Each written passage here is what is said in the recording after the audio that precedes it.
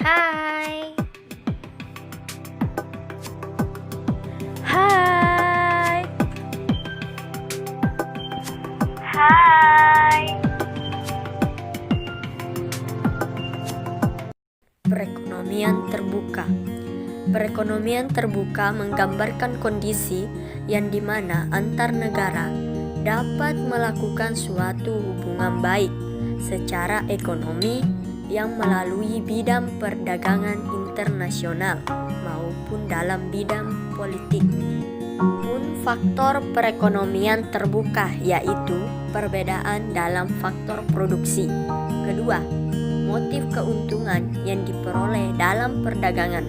Ketiga, perbedaan dalam kelangkaan.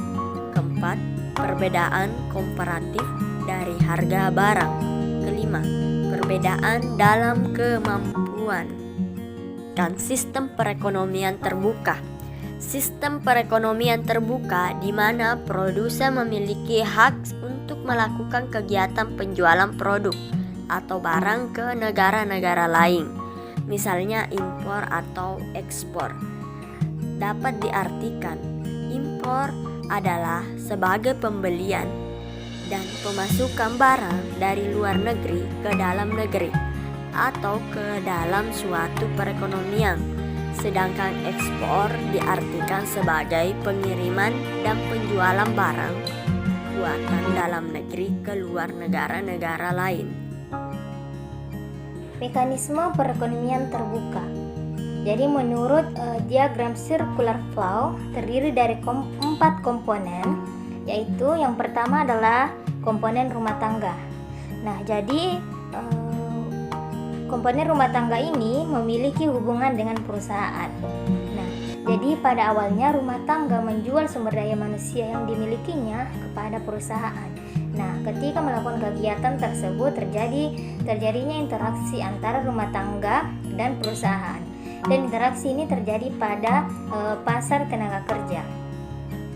Nah, kemudian dari penjualan SDM tersebut, rumah tangga akan mendapat penghasilan yang terdiri dari sewa, bunga, upah, dan profit. Selanjutnya yang kedua, hubungan rumah tangga dengan pemerintah. Nah, jadi hubungan rumah tangga dengan pemerintah ini, rumah tangga menyetorkan sejumlah uang sebagai pajak kepada pemerintah. Nah, dan rumah tangga juga akan menerima penerimaan berupa gaji, bunga, penghasilan non balas jasa dari pemerintah. Selanjutnya, hubungan rumah tangga dengan negara lain.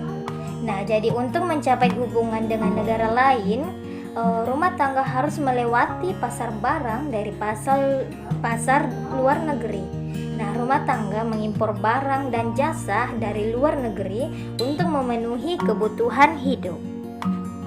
Komponen yang kedua yaitu komponen perusahaan. Yang pertama adalah hubungan perusahaan dengan rumah tangga. Nah, jadi perusahaan menghasilkan produk-produk berupa barang dan jasa yang dikonsumsi oleh masyarakat. Lalu perusahaan mendapat penghasilan dari penjualan produknya. Interaksi tersebut dipertemukan dalam pasar barang. Kedua, hubungan perusahaan dengan pemerintah. Nah, perusahaan membayar pajak kepada pemerintah dan perusahaan menjual produk dan jasa kepada pemerintah melalui pasar barang. Yang ketiga, hubungan perusahaan dengan dunia internasional. Nah, perusahaan melakukan impor atas produk barang maupun jasa dari luar negeri melalui pasar barang dan pasar luar negeri. Komponen yang ketiga yaitu komponen pemerintah. Hubungan pemerintah dengan rumah tangga. Jadi pemerintah menerima setoran pajak rumah tangga untuk kebutuhan operasional, pembangunan, dan lain-lain untuk membangun negara. Hubungan pemerintah dengan perusahaan. Jadi pemerintah mendapatkan penerimaan pajak dari perusahaan dan pemerintah juga membeli produk dari perusahaan berdasarkan dana anggaran belanja yang ada. Komponen yang terakhir yaitu komponen negara-negara lain. Hubungan negara-negara lain dengan rumah tangga. Nah, negara-negara lain atau dunia internasional menyediakan barang dan jasa untuk kepentingan rumah tangga yang dilakukan di pasar luar negeri, dari pasar luar negeri masuk ke dalam pasar barang dalam negeri sehingga produk yang dihasilkan dapat dibeli oleh rumah tangga. Selanjutnya, hubungan negara-negara lain dengan perusahaan. Jadi dunia internasional atau negara lain mengekspor produknya kepada bisnis-bisnis perusahaan. Selanjutnya ialah sirkulasi pendapatan perekonomian terbuka, yang dimana sirkulasi pendapatan perekonomian terbuka dapat dilihat dari kegiatan ekspor dan impor. Adapun ekspor, apabila ekspor ini meningkat maka pengeluaran agregat akan meningkat pula, dan keadaan ini selanjutnya akan menaikkan pendapatan nasional. Namun sebaliknya, pendapatan nasional tidak dapat mempengaruhi besar kecilnya ekspor. Apabila pendapatan nasional bertambah besar, ekspor belum tentu meningkat, atau besarnya ekspor dapat meningkat atau mengalami perubahan meskipun pendapatan nasional tetap besarnya. Selanjutnya ialah sirkulasi pendapatan perekonomian terbuka yang kedua, yaitu impor, yang dimana makin tinggi kemampuan membayar atau daya belinya maka tinggi pula impor yang dapat dilakukannya. Karena tinggi rendahnya daya beli suatu negara dipengaruhi oleh tingkat pendapatan nasionalnya, maka tinggi rendahnya impor negara tersebut juga ditentukan oleh besar kecilnya pendapatan nasionalnya. Apabila makin tinggi pendapatan nasional, makin besar pula impor yang dapat dilakukan oleh negara tersebut. Selanjutnya, faktor-faktor daripada menentukan ekspor. Suatu negara dapat mengekspor barang produksinya ke negara lain apabila barang tersebut diperlukan negara lain dan mereka tidak dapat memproduksi barang tersebut atau produksinya jika tidak memenuhi keperluan dalam negara. Dan adapun faktor-faktor daripada impor yang menentukan impor ialah suatu negara dipengaruhi oleh tingkat pendapatan masyarakat. Semakin tinggi pendapatan, semakin banyak impor yang akan dilakukan. Inflasi juga dapat menyebabkan secara keseluruhan barang buatan dalam negara menjadi lebih mahal, serta kemampuan suatu negara menghasilkan barang yang lebih baik mutunya merupakan salah satu faktor menimbulkan perubahan impor terhadap tingkat pendapatan nasional. Rumus perekonomian terbuka. Yang pertama adalah AS untuk penawaran agregat, yang kedua AE untuk pengeluaran agregat, yang ketiga X untuk ekspor, yang keempat M untuk impor, yang kelima Y untuk pendapatan nasional, yang keenam CDN untuk pengeluaran rumah tangga ke atas barang produksi dalam negeri, yang ketujuh I untuk investasi swasta, 8 G untuk pengeluaran pemerintah, ke-9 C untuk pengeluaran ke atas barang dalam negeri, dan yang terakhir YD untuk pendapatan disposable. Rumus perekonomian terbuka penawaran agregat yaitu AE sama dengan Y tambah M.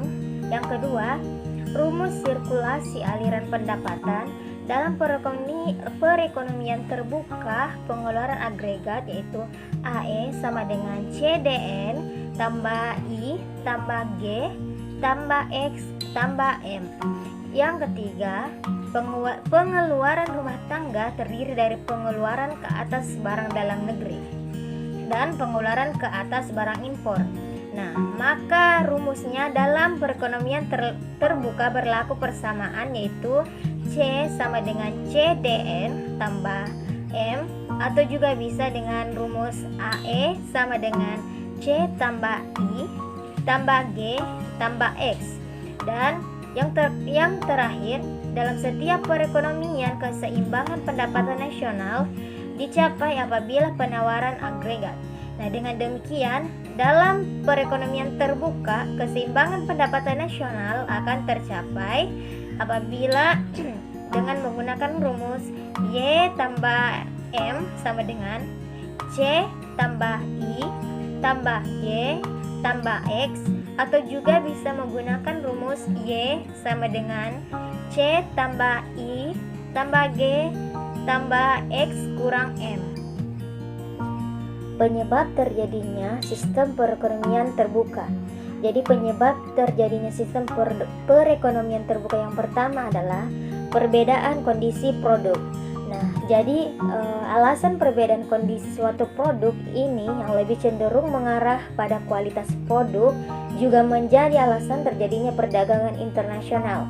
Nah, misalkan ada salah satu negara yang mempunyai iklim tropis, tentunya memiliki kemampuan untuk memproduksi pisang, kopi dengan kualitas yang lebih maksimal, yang kemudian diperdagangkan keluar yang ditukar dengan berbagai macam barang dan jasa dari negara lain.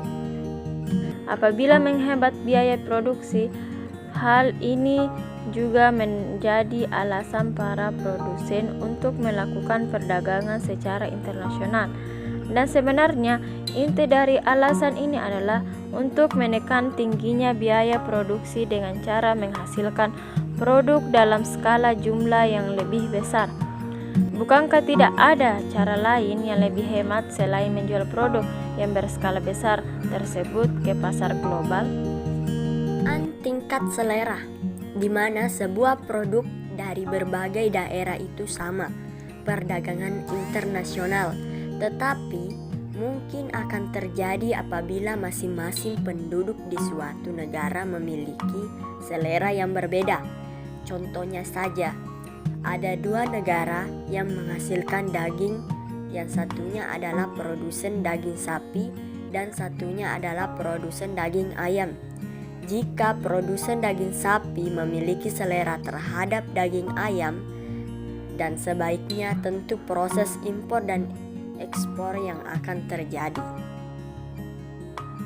Adanya prinsip perbandingan keunggulan.